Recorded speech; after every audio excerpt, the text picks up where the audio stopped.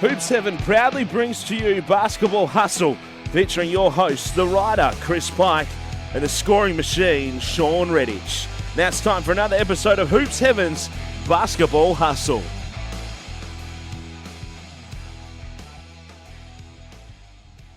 Hello and welcome to another week of Hoops Heaven's Basketball Hustle, and boy do we have a lot to get through. We'll have the TABtouch Preview once again as always with Matty Knight.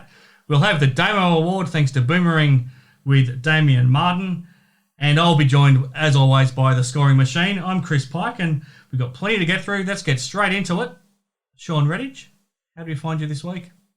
Well, look, we're watching a lot of basketball, coaching a lot of basketball, so big basketball theme here at the moment, and it's great to be involved in the league and the show, and let's get into it. It's one thing to have made a professional playing career for yourself, Shawn, and that's everyone's dream, but what's it like post your career to still be involved full-time in basketball? That's almost better than the dream of being a player, isn't it? Yeah, I mean, I think it's pretty fortunate to still be involved in the game in a number of different, levels, whether it be coaching someone just learning the game at our school session to coaching someone more advanced and looking to eventually play NBL or go over to college. And I think pretty fortunate to still, be in the game and just be around and be able to impart some of the wisdom and experiences that I've got over my years, and hopefully inspiring the next generation. From what I can see, basketball is just going strength to strength, and I think what we're seeing in the NBL and the NBA and worldwide, it's at the local level as well. It's exploding.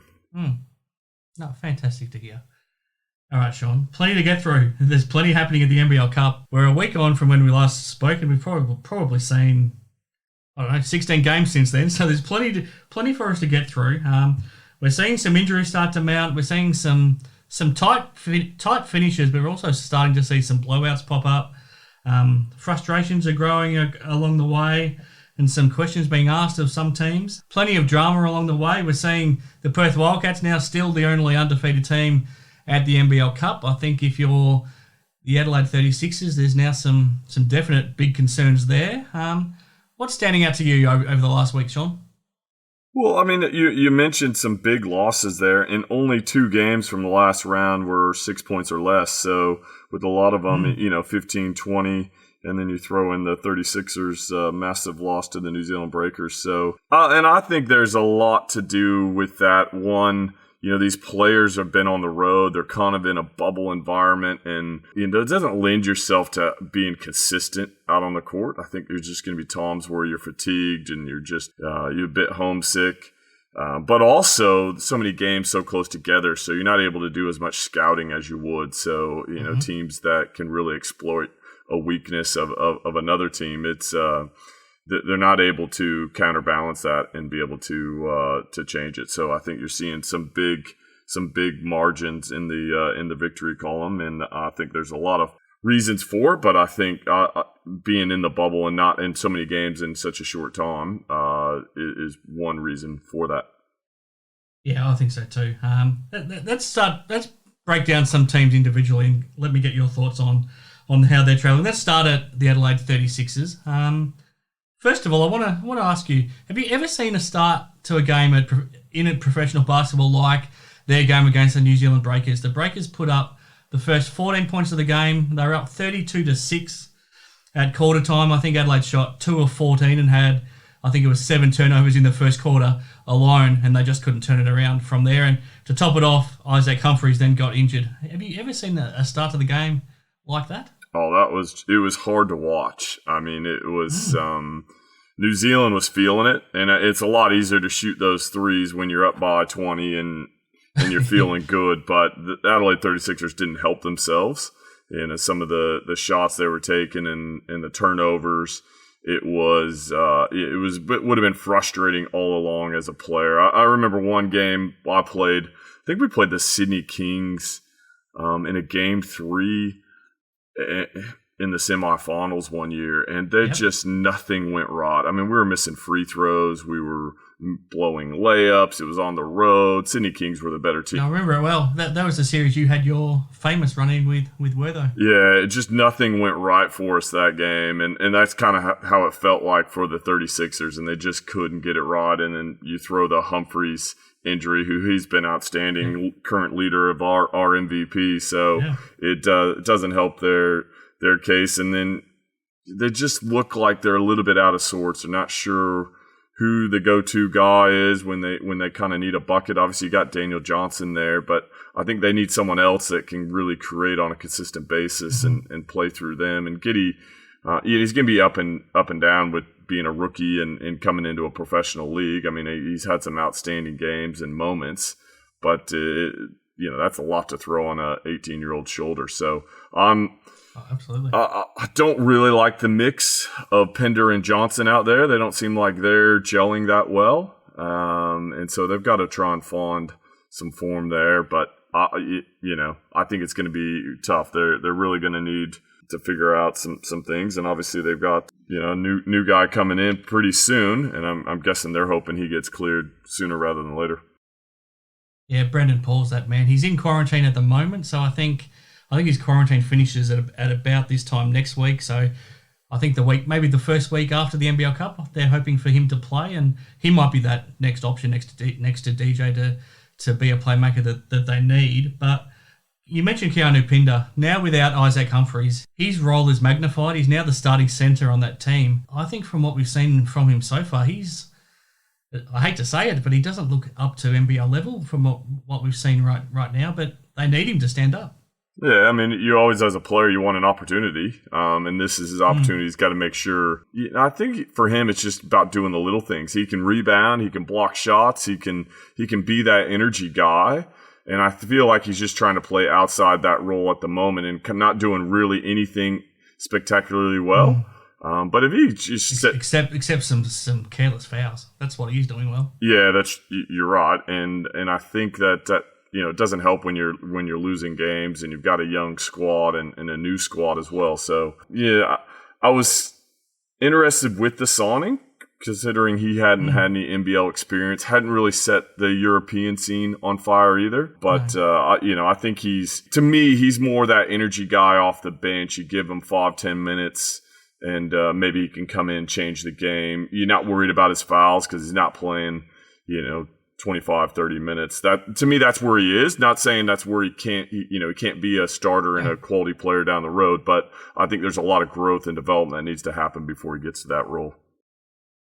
Cairns Taipans are the next ones I wanted to talk about, and it's amazing how things can quickly change in 24 hours. So they were on a 3-game losing streak. They were 3-9, but there was a lot of good signs in their win last night against the Sydney Kings, and I think it was important that they got a lot of other guys stepping up to help Oliver and Machado. So Nate Jarwai had his best game. Fab Krislovic had his best game. Mirko Jeric stepped up. I think that's the key. They need Oliver and Machado to get a lot more help. And all of a sudden, after that win, if they can beat Adelaide now in their next game, they're not too far away. What do you make of the Taipans? Yeah, they look like they are. It's just kind of a work in progress at the moment, 4-9. But you got to like where they're at compared to where the 36ers at. They seem like they're going in the right direction, where the 36ers are going in the opposite direction.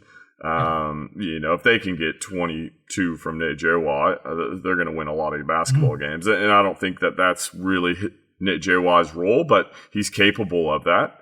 And, he's not going to give you 20 every night, but, if he can be a focal point, take some pressure off some of those other guys. And look, if you can put Jarwai in there and he can produce, it just it takes a bit of pressure off Cam Oliver, and Machado can kind of play his more role where he can be more of a distributor and not have to score as much. So they need all their guys to really step up, but it's going to be still at 4-9. It's going to be tough to get into that top 4, I think.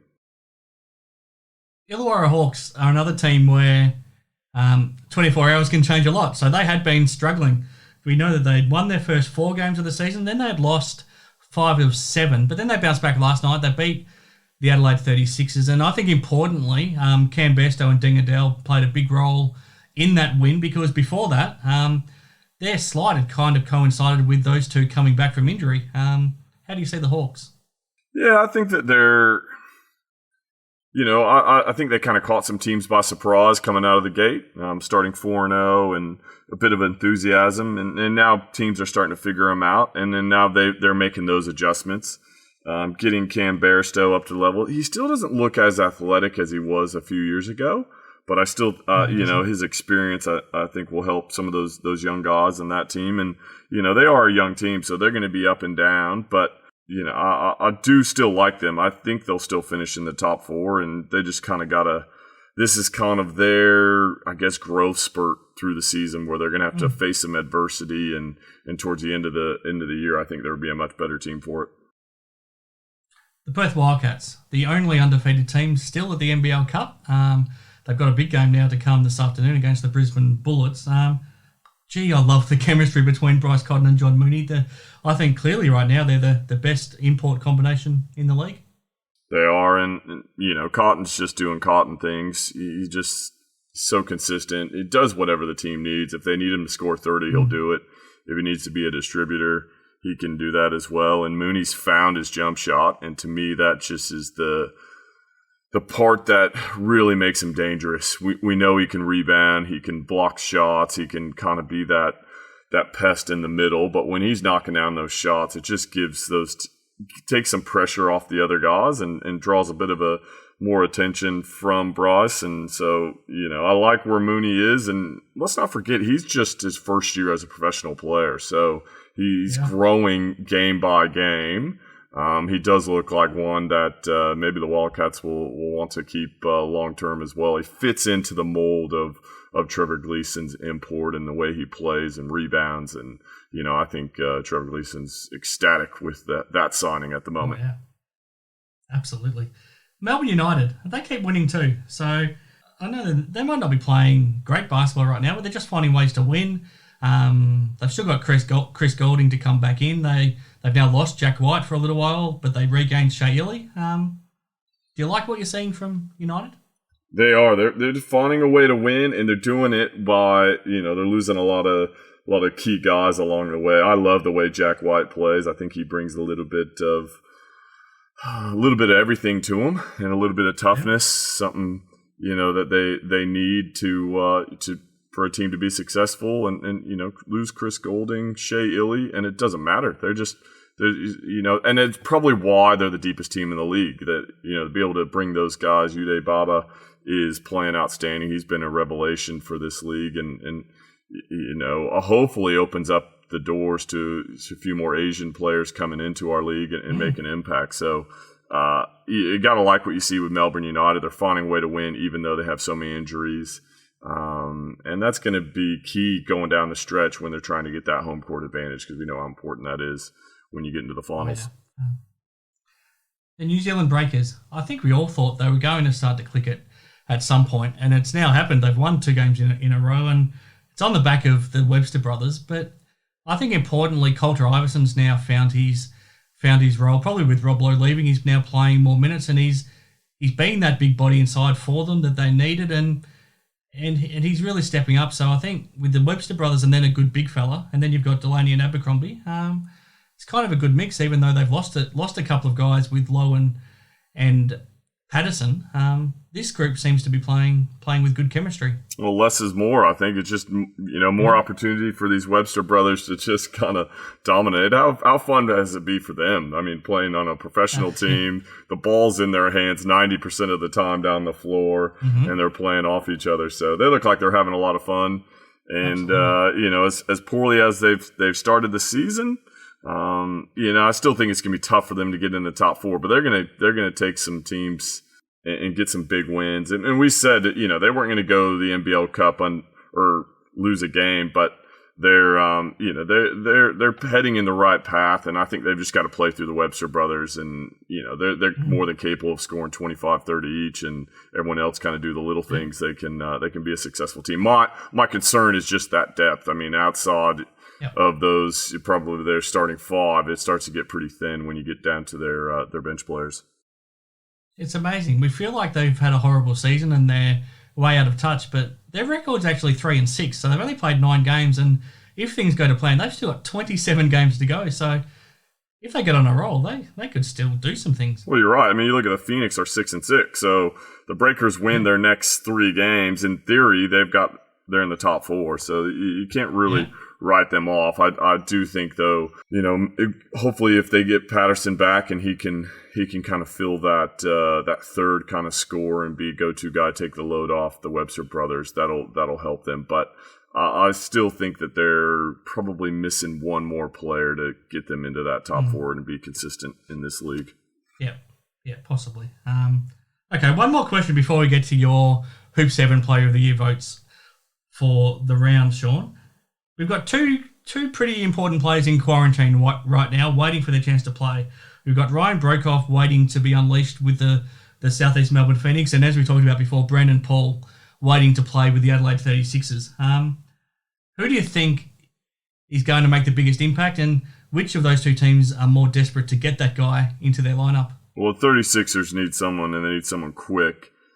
I think Brandon Paul is probably going to have the most impact straight away, but I think over the course of the season, once the Phoenix figure out how to utilize Broekhoff, I think he's going to open up so many opportunities and scores for this Phoenix team. So I think long term the impact will be Broekhoff, but I think short term Brandon Paul is going to make the biggest impact and much needed from the 36ers to get another scoring option out of them and hopefully just breathe some new confidence into that group.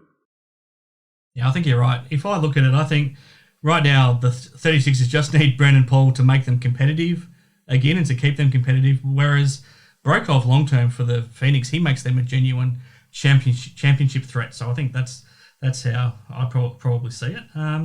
Okay, Player of the Year votes thanks to Hoop 7, Shawn.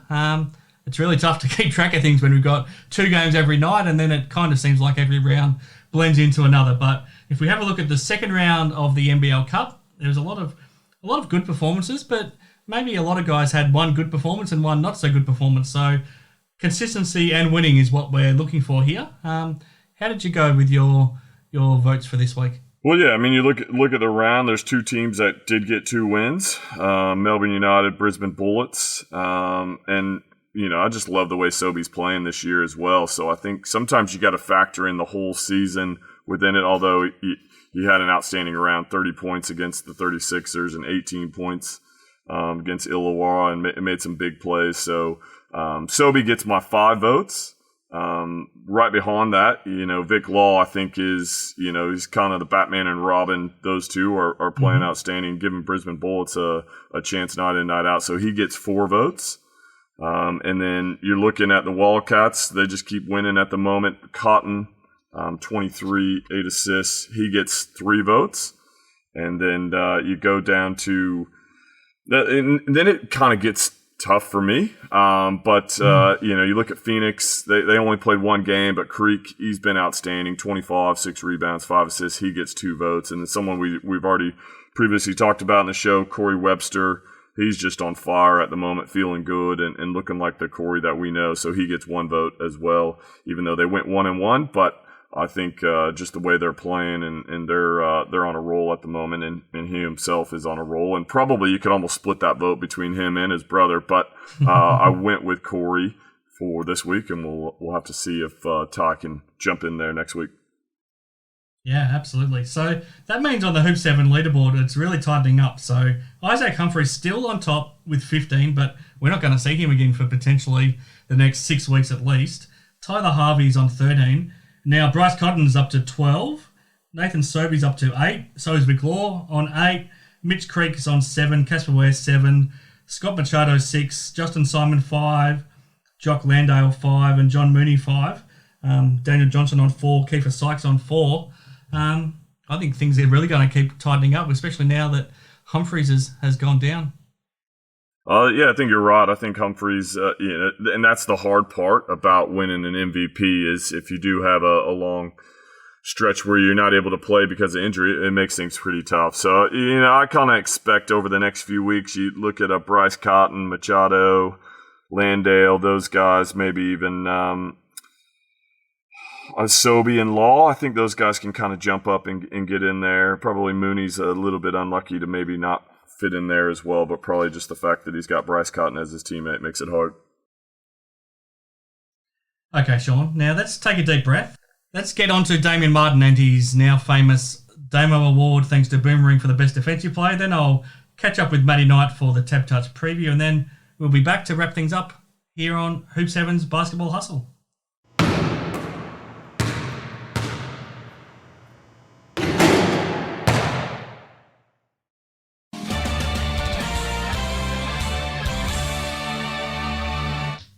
Now it's time for the Damo Award, thanks to Boomering, the Best Defensive Player Award here on Hoops Heaven's Basketball Hustle, and I'll be joined shortly by Damian Martin to go through it. But of course, we're here thanks to Boomering.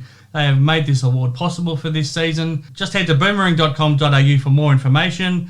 But the best basketball rings and systems in the country, you can buy them from Boomering. They can be installed by Boomering. But not only that, the best quality sports flooring in Australia as well. So whatever you need under your feet to play on that basketball system, Boomering has you covered, and you can make it, not only will it feel fantastic, but you can make it look however you like as well. Custom design it with whatever markings you like, whatever lines you want on it, and also whatever graphics you would like on it as well. Thanks to Boomering at boomering.com.au, and thanks to their partnership here with the show and with the Damo Award.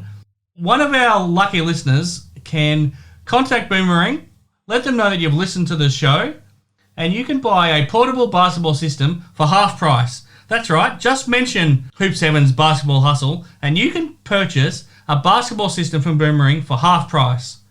Now, if you don't want a portable system, you can also buy an in-ground system with 25% off, or you can get custom flooring installed with 15% off, all because you're listening to us here on the Damo Award, thanks to Boomering on Hoops Heaven's Basketball Hustle. And now, let's get to the man himself, Damian Martin.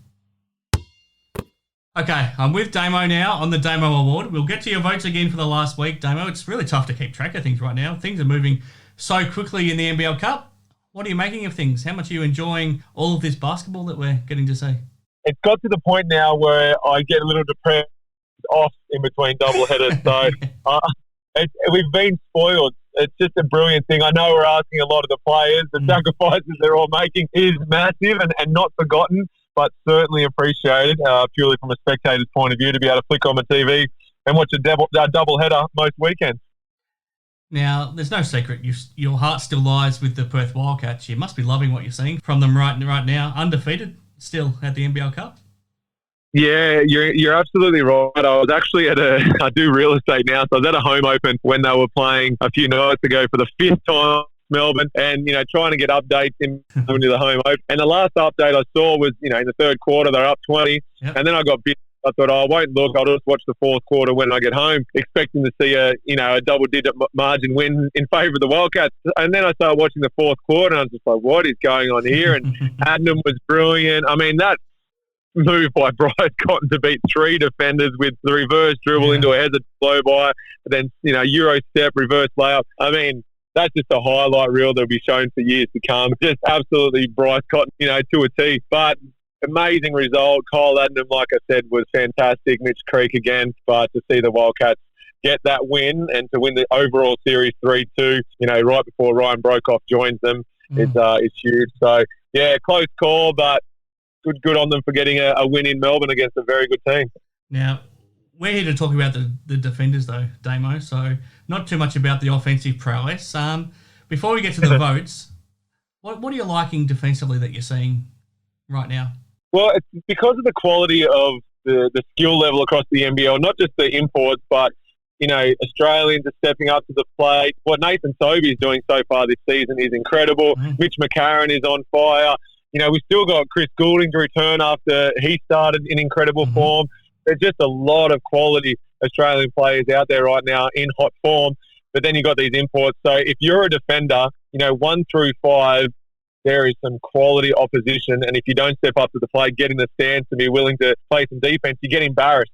So at times you might have been guarding someone who's just going to kick it on, make the extra pass. Even if you weren't in a stance, now you get exploited if you're not willing to get down and guard. And that's what I'm loving is players are buying in at the defensive end. because if you don't, you get embarrassed quickly. A lot of talk about the Cam Glidden foul on Bryce Cotton at the end of that game against the Phoenix. Was it a foul in your eyes? It's one of those ones that, and I know you're not supposed to referee according to time and score. It wasn't a foul. Yeah, it's a score. He was playing with his legs out of position. Would it get called in the 3rd minute of the game? It should. Should it get called that time of the game? If it would have affected his shot, then 100%. If Bryce was going into a shot, but there was still about 8 seconds or 6 seconds to go. So technically, do I think it was a foul? Yes. Do I want to see that called? And it's hard for me to say because I love the Wildcats, so I'm glad it was called. Yeah. But I put myself in the other position. If I was, Bryce guarding Cam Glidden, would you be upset that got called at that period of the game? And you absolutely would. The reality is, and it's tough for refs in particular with Bryce, everyone talks about how often Bryce gets fouls called on him with defenders guarding him. The reality is, he should be making 20 points a game from the free throw line. Yeah. It's just the referees are human and they don't constantly want to be blowing the whistle. Exactly. And if you watch Bryce, every possession he gets hand checked or he gets pushed, or just about every possession he either scores because they play legal defense, or they do bump him and technically to the letter of the law he gets fouled and they don't bother calling it because of how many he's already had called for him. And it was the old Brian Gorgon rule when he played for the Kings. Just keep playing aggressive, just keep bumping, just keep hitting. Even if they get to the foul line because we go over the foul count in the first quarter, refs don't want to call 50 fouls a game. Yep. They will let up. And that worked for Gorge for a number of years in Sydney. Yep. And Bryce, it happens to him. So, yeah, he could have made an extra 10 points at the free throw line before that one on Cam Glidden was called.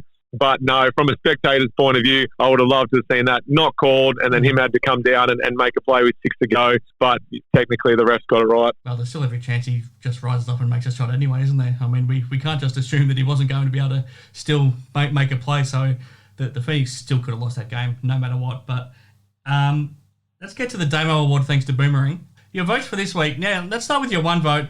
And this guy, he's been playing fantastic defence and he's got to be right up there in Rookie of the Year voting, but unfortunately, we won't get to see him now for a little while. Yeah, you're exactly right, and I say it every week. There's a number of defenders out there who actually don't get many votes from me, but are clearly in the upper echelon of best defenders in the league right now. And Jack White, like you said, a rookie sensation, former captain of Duke University. He has been brilliant all year long for Melbourne United. I don't think anyone expected someone straight out of college, so young, to be able to go into a program that's already established with quality players and high expectations and be playing, 25, 30 minutes a game at the level he is. I think he's having an outstanding season. And if it wasn't for the fact, well, in my opinion, that this might be the best rookie season in 15, 20 years, Absolutely. I don't know who, to be honest, I don't know who rivals them. Jack White would be, number one candidate, but then you got Giddy, you got DJ Vasiljevic. Like, it's an incredible class of rookies. But defensively, Jack White has been outstanding. It really is a shame to see him go down. But prior to that, that finger incident that looked very, very gruesome. And I look at my fingers and just think, yeah, I don't know how you feel, mate. You'll bounce back. You'll be fine. But yeah, he's been outstanding. Whether it's blocking shots, getting deflections, denying the post entries, guarding on the perimeter. He is a very good defender, and I have no doubt in years to come he will win the NBL award. Who was the Phoenix guard that was unlucky to not get the one vote, Damo? Oh, no. If he had played a few more minutes, I loved how up and in, and I knew you were going to put me on the spot and make me... I was very impressed. He's a Kiwi guard. Got a name that makes it a little bit hard for me I think we just go with Liafa. I think we ignore the name in the middle and we go with Isaiah Liafa, I think. Let's go with Isaiah Liafa, Marua Uho, I believe, but I don't want to destroy his name, but I will speak highly of his game. He got given some minutes. Obviously, there's some injuries there at Southeast, and he got up and in. It's not often at this level you see someone force an opposition point guard into an 8-second backcourt violation. Yeah. He did exactly that on his first possession, turned them twice, made him retreat dribble, and before you know it, 8-second violation. I would love to see him given opportunity to get up and under the skin of opponent guards, whether it's for 2-minute stints, 4-minute stints here and there. Mm-hmm. But his quick feet, his aggressiveness, I loved what I saw. And he was unlucky to miss out, and the only reason he didn't get a point was due to the fact that it was limited minutes, and I put myself at the end of the year and would I want to see an MVP candidate win it if they only average 12 minutes a game? Yeah. No. Would I want to see a Defensive Player of the Year award given to someone who's playing less than 10 minutes a game? Probably not. But full credit. He knocked down some shots too, so he did it at both ends. Now, your 2 votes, I reckon this guy is in career best form this season so far. I agree. I thought he started a little slow, and then maybe it's purely coincidence. It might have nothing to do with it. But after Brian Goorjian announced that Boomer squad, I don't know if the confidence it instilled in him, or maybe he thought he had a point to prove that he's deserving of the selection in the squad. He deserves to be in the squad, so I'm hoping it's not that train of thought. But Mitch McCarron has been fantastic, and ever since Chris Golding's gone down and there's been extra pressure on someone to step up, obviously Baba's done a good job, but it's McCarron. I think McCarron is running so in Melbourne brilliantly at both ends of the floor, but defensively in last round, that's where I took note and thought he was fantastic. So, in 2 games, McCarron was possibly their best in both games, if not overall the course of the round. So 2 points goes to Mitch McCarron, who, like you said, I think is in career best form. And 3 votes is the man that's taken over from you. Yeah, Mitch Norton. I actually texted him immediately after the game, just saying how excited I was to witness that. And for anyone who wants to... Did you tell him you were giving him the 3 votes? What was that? No, it's definitely not. It's one thing for me to praise him, but I don't want to tell him I'm actually voting for him. I've still got to give him a bit of a hard time. No, Mitch Norton's job on Casper Ware, just showing his hands, sliding, making every shot a contested shot. There's only so much you can do against brilliant players, and if you can stay in front of them, make it hard for them, and make them shoot a shot that they weren't hoping to shoot. So if guys prefer going step back right, next thing you're making them go step back left with a contest. Little things like that against great players might be the percentage here or there that, instead of it being a swish, all of a sudden hits the ring and bounces away.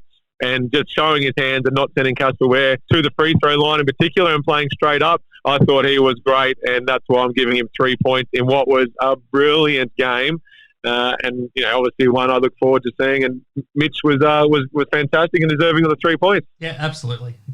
No argument from me. And I won't read out the leaderboard in the Damo Award thanks to Boomering, because I don't want to corrupt your votes moving forward. But if you do want to check it out, head to our social media pages. Now, before I let you go, Damo, the Illawarra Hawks signed Justin Simon this season pretty much for the sole reason to be the Bryce Cotton stopper. How's he going to go on Sunday when the Hawks play the Wildcats? Oh, look, first of all, that block Simon got on the weekend in transition just showed how athletic he is. Look, I've heard it too many times that so-and-so is going to shut down Bryce, or as a team we're going to shut down Bryce. Justin Simon, Simon's been brought in as an import to shut down Bryce. I love that Goorjian has recruited according to who can beat Bryce and the Wildcats in the postseason. So I love that confidence he has in his team to make it that far. The reality is Bryce, in my opinion, one of the all-time greats in the league. He's the best player I've played alongside in the 13 years I was in the league. So I don't think there's any such thing as a stopper. If Bryce has a quiet night, it's usually because he's human. Yeah. But in saying that, if there's anyone capable of being physically stronger, athletic, quick, and trying to make the night very, very tough for Bryce, then it is Simon. So I can't wait for the matchup, because you're potentially looking at the best offensive weapon in the league versus the best defender in the league. So if that's not tantalising enough to be on your couch and watching the game, then you're hard to please. Absolutely not. And I'm still excited to see Sunday Dead up against Bryce Cotton too. So we've still got that to look forward to. I think it must be in the last round of the NBL Cup, so we can talk about that next week as well, Damo. But for now, thanks to Boomering, and thanks for joining us here on the Damo Award. My pleasure, Pikey. Bring on more double headers. No days off. Let's change it, Larry. Every day, mate.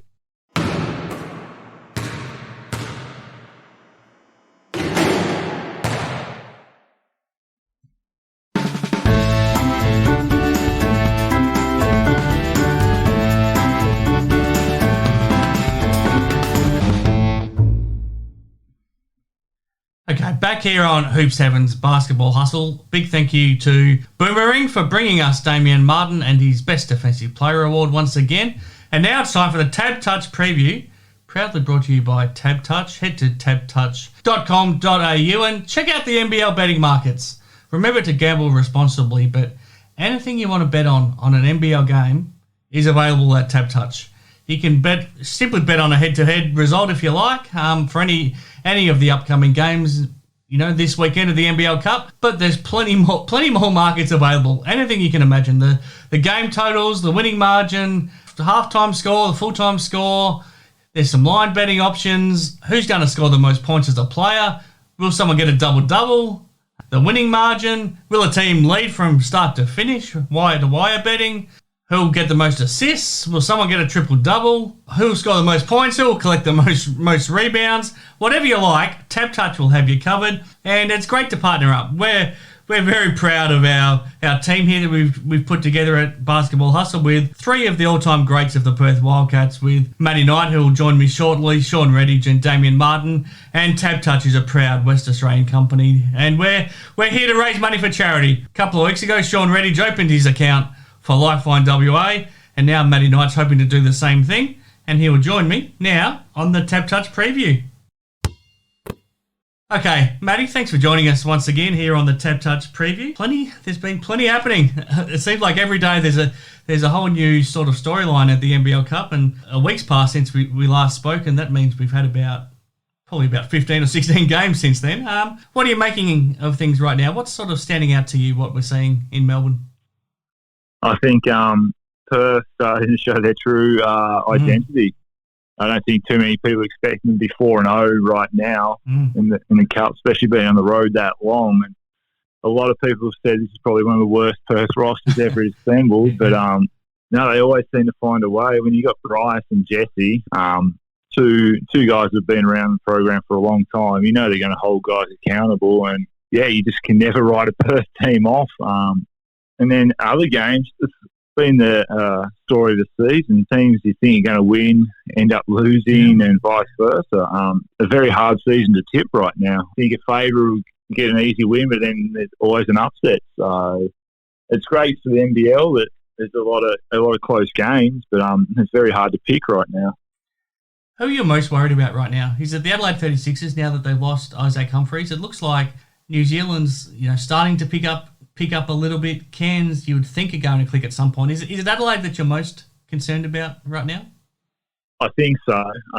Isaac's a massive loss. He was probably top 3 for MVP so far this season.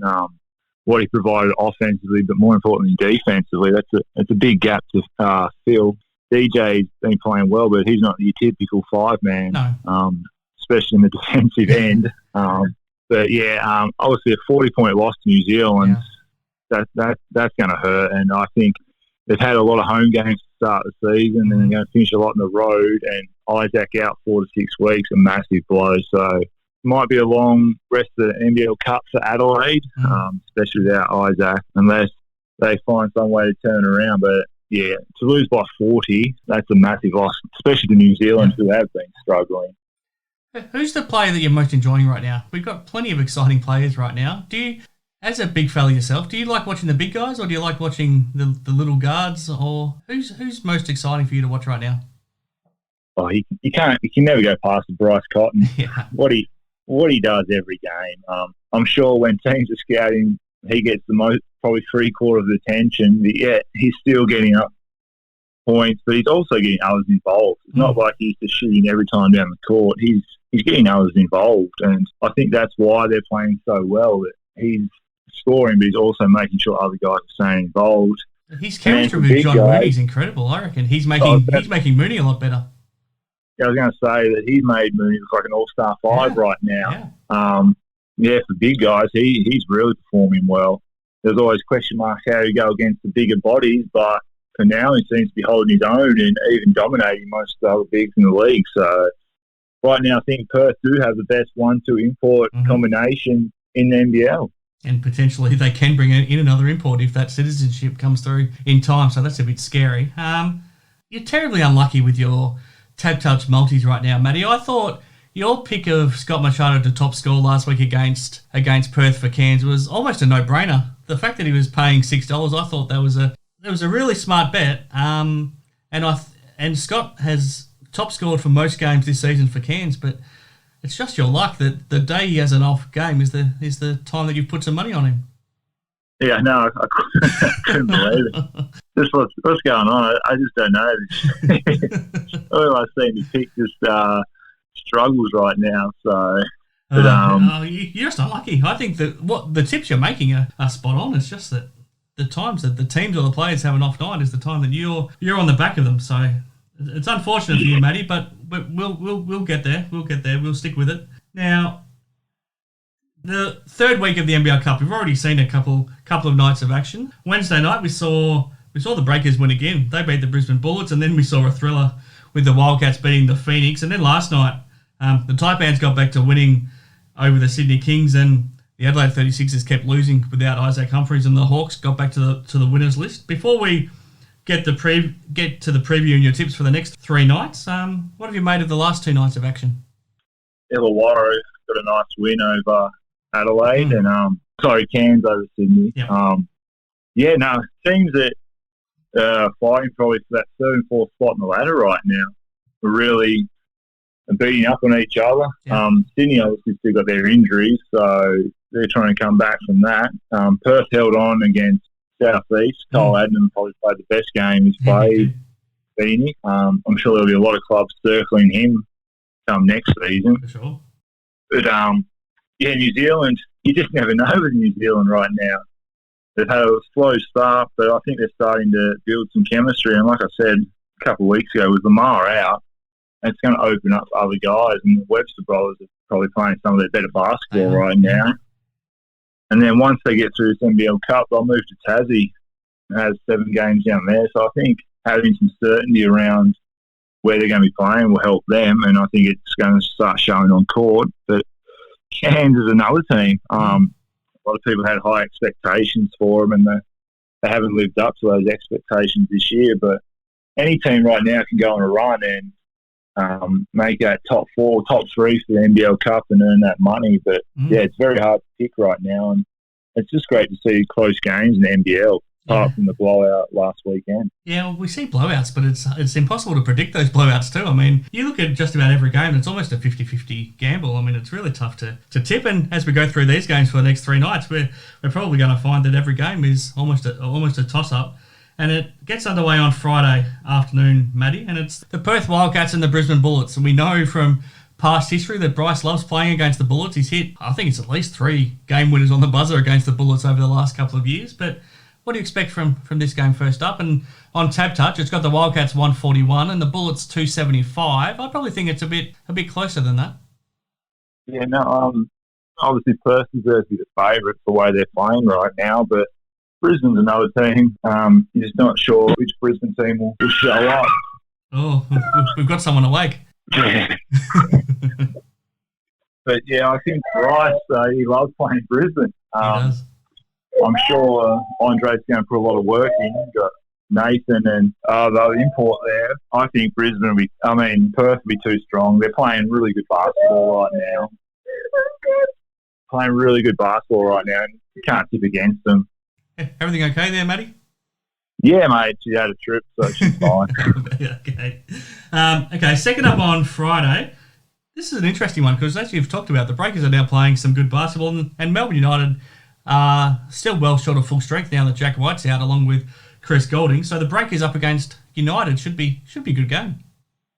Yeah, no, this is probably the game of the round, this one. New Zealand's starting to play some good basketball, and as you said, Melbourne United got a couple of injuries. Got Chris out. Jack White's been playing some really good basketball, so he's a massive loss for them as well. So that depth's really going to come into play now for Melbourne United, but I think New Zealand can probably cause an upset in this game. Yeah, I wouldn't be surprised. Now, Saturday, this is a big game for both these teams. It's almost a must-win, I think, for both the Adelaide 36ers and the Cairns Taipans. If Adelaide lose this, might be a long 4 weeks, especially Isaac out. But, Cairns play really well one game and then don't seem to show up the next game. So, but I think Cam Oliver will probably have a massive game, especially with no Isaac in there. Possibly Jarwai too, now that he's found some form. Yeah, well, that's it. He dropped 22 points and 83%. Surely he's going to earn more minutes against Adelaide. He's got no one to stop him inside. So, yeah, I'm tipping Cairns to get up in this one. This one's an interesting one too. I still think Kiefer Sykes is still going to be out for the Phoenix, so they're still Welsh, and obviously there's no Broekhoff yet, and they're still missing Dane Pinno, and they're still missing Adam Gibson. So, and we know the Kings have got some injuries too, with Jarrell Martin still out, and Cooks and Glover. So these two teams almost are walking wounded, but they're still capable of some good basketball. So what do you think between the Phoenix and the Kings? Yeah, this will be a close one. Both teams are missing some key guys right there, especially Sykes from the Phoenix. Pinder had a great season last year. But I think, even though they lost on Wednesday night, I think Phoenix will take a lot of confidence from that game, especially being down by a fairly big margin, just losing by one. I was heartbreaking to lose, but from that, you still take away a lot of confidence. And heading into Sydney as well, who's missing some key guys. I think South East should get up in this one. I'll probably agree. Two interesting games on Sunday as well to close this weekend. First up, Melbourne United and the Brisbane Bullets. Yeah, another interesting game. A lot will depend on probably the results tonight. How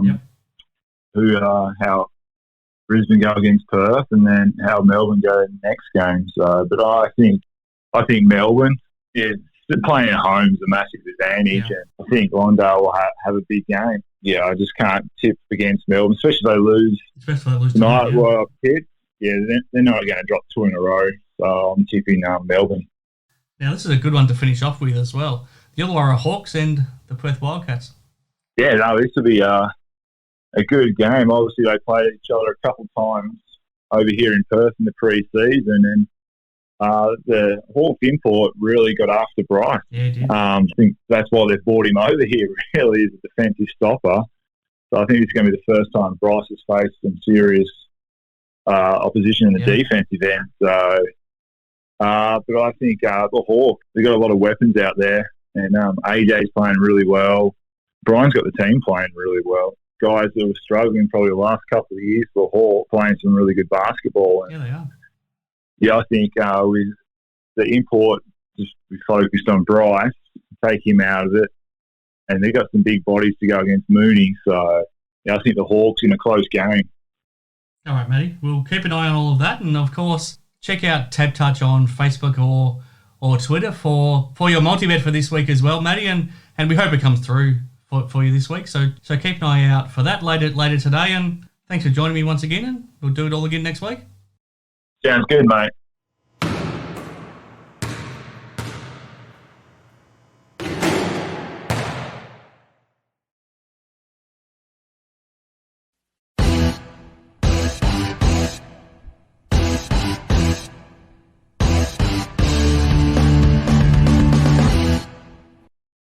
Okay, back on Hoops Heaven's Basketball Hustle, and I hope you enjoyed those defensive insights from Damian Martin, and also the preview for the weekend ahead, thanks to Matty Knight and TABtouch. I'm back here now with the Scoring Machine Shawn Redhage. So we've got 6 more games to go this week over the next 3 days, Shawn. Starting with the Wildcats and the Bullets as we're recording this afternoon on Friday. Why don't you run through your thoughts on what we're going to see over the next few days? Look, that Wildcat Bullets game, I think it's going to be a lot closer than many people think. And I think, the fact that the Bullets have 2 big scores, it kind of helps them. And the Wildcats are known for their defense, but when you've got 2 dynamite scores, it makes it a little bit hard to shut both of them down. So I think it's going to be a close game. I think the Wildcats will get the win, put them in a pretty good position to take out the NBL Cup with only 1 more week to go. But I think it's going to be a close game, but I think Wildcats will find a way to win as they have over the last few weeks. And then you go into the Breakers United. You got to like the way the Breakers are playing, but United are just finding a way to win as well. So it's to me, I'm picking the United. I think it's going to come down to the Wildcats and United to determine the NBL Cup, but then the whole quarter situation comes into play. But I've got Wildcats and United on Friday. You go into Saturday, 36ers and the Taipans. I think you got to go with the Taipans the way they're playing. Nate Joel is giving them that third option of scoring, and I think they're one of those teams that's on the up. And then you go into the Phoenix and the Kings. And I like the Kings. I think the Phoenix are playing well, but they've got a bit of injury concerns. And although Kyle Adnam is playing out of his mind and has had an impressive start to the year, I think Kings will get that one. They'll play through Kasper Ware, Dejan Vasilovic, who's been my early pick for Rookie of the Year. And then you go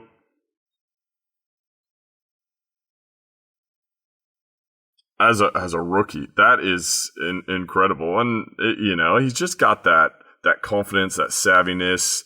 Just watching his body language when he was out of the game a few games ago down the crunch, he just wanted to be out there so bad. And I just love the confidence that he plays with. You got to respect him anywhere out on the court. And a guy like that come in as a rookie, it's impressive. You go into Sunday, United and the Bullets. I think United are going to get that one, and then the Hawks and the Wildcats. I'm actually going to pick the Hawks possibly in that one. Just a little bit of an upset. The Hawks get an extra day's rest in there, and I think the Wildcats, although they've had a great NBL Cup, I think it's tough to go undefeated through that scenario. So I think the Hawks might get them in that one, as bad as it pains me to say that. Well, we'll wait and see, Shawn. Now, thanks to TABtouch, we'll have your multi-bet available on social media, so check out the TABtouch social media accounts. How did you go last week, Shawn? From memory. Well, are we talking about 2 weeks ago? Because I think I won 2 weeks ago. I don't think I won last week. I think I missed them both, possibly. So I'm due for a win this week, I think. Well, let's hope so, because we're doing it for charity and you're doing it for Lifeline WA. Now, one of the biggest talking points, unfortunately, still across the NBL right now is the decals on the court. It's an issue we did discuss a couple of weeks ago, and it doesn't seem like it's going away. The players just seem to still be having an issue with it. So when so many players are saying that it's making it tough to not slip on them, it's clearly an issue. So it's got, we don't need to go into it too much, but it looks like it's got to a point where something has to be done about it. So we need to come up with a solution. What do you think the solution is, Shawn?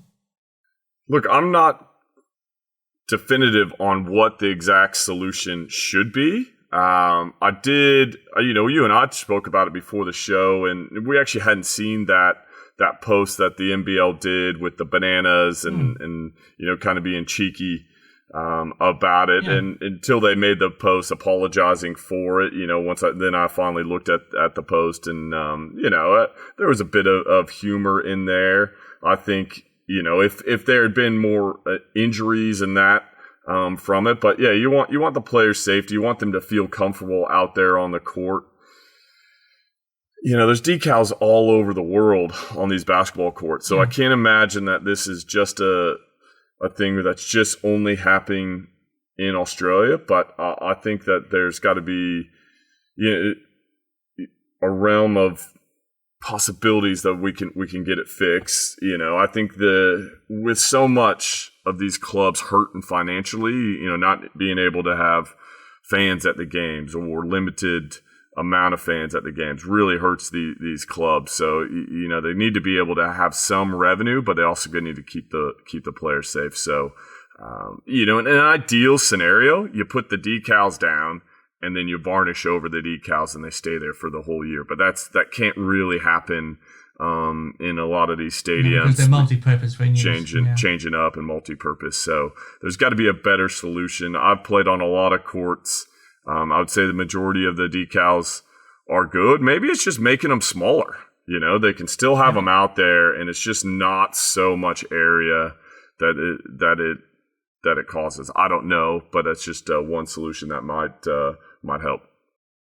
Now, I don't know if the technology exists, but we see it in football codes where the oval has no physical markings on it, but they can put it in electronically where there's advertising on the ground, and it seems to work okay. I don't know if there's a difference between doing that on grass compared to a basketball court. Do you have any idea if that's possible to actually not have the markings physically there, but you can put them in for the TV coverage? Do you have any idea? Look, I'm guessing it's possible. I mean, if you could throw graphics up there in the TV game, and you've got the basketball court. Somehow you'd probably be able to, or maybe even it is just making those, those sponsors are during, for the first 2 minutes it's sponsor X, and for the next 2 minutes it's sponsor Y that's on the court. I don't know the exact solution on that, but hopefully the players can feel safe. And but yeah, there's a lot of ex-players and players speaking out on it. So the clubs, they're in the bubble, so they can come together and hopefully get it right, because you don't want that to take away from the great play and the quality of players that we have out on the court. No, and you're right. We don't want to be having to talk about that. It's just an issue that seems to be such a big deal right now that we have to touch on it, but we would much rather be talking about the play that we're seeing. So let's hope there's a solution soon, and we don't have to worry about it for too much longer. And let's hope no player gets hurt in the meantime either. But it's been a big show, Sean. There's been a lot of ground to cover, and all of a sudden, as soon as we wrap this show up and as soon as we release it, we'll be into the games on Friday as well, and we're right into a huge weekend. So time for me to wrap it up. I'm Chris Pike, and I hope you all enjoyed this. Thanks to Hoops Heaven, and thanks to the support once again of TABtouch and Boomering for making it all possible. I'll sign off and leave you with the Scoring Machine. Well, Pikey, thanks. It's been a great show. Enjoyed it once again. One of the things I've been thinking about is, now that we've had this NBL Cup, we've had the hub, we come out of this, seems like the country's getting in control of this virus. Let's hope that we get back to some normality. Fans can be in the stadiums full, 100%. Teams can travel about. It seems to be things are a little bit more control across the country. So fingers crossed that when we come out of the NBL Cup, we can get back to regular NBL season basketball, home and away, fans passionate, getting into the game, and we're seeing some great action with some great fans at the games as well.